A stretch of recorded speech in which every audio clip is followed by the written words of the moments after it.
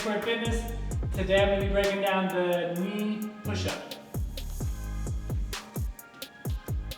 Alright guys, so key points of performance for another push-up drill. Want to take things back first to where and what your hands should be doing. Hands should be just outside your shoulders and they should be screwing into the floor.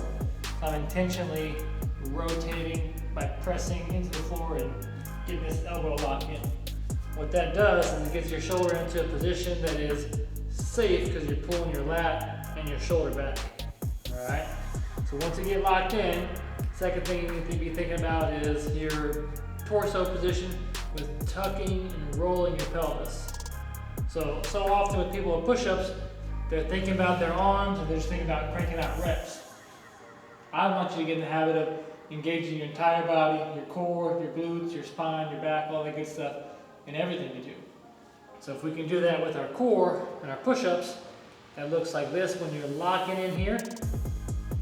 And then you'll take your chest in front of your hands out here, where your elbows will go back.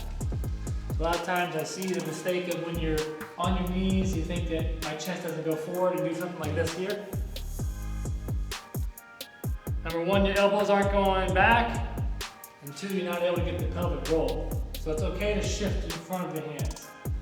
Lock in your hands, tuck your pelvis, chest goes out in front. And then at the top, notice I'm staying in this tuck and round position here so that I keep my core engaged, especially on the way down. That's the knee push-up. Get after it.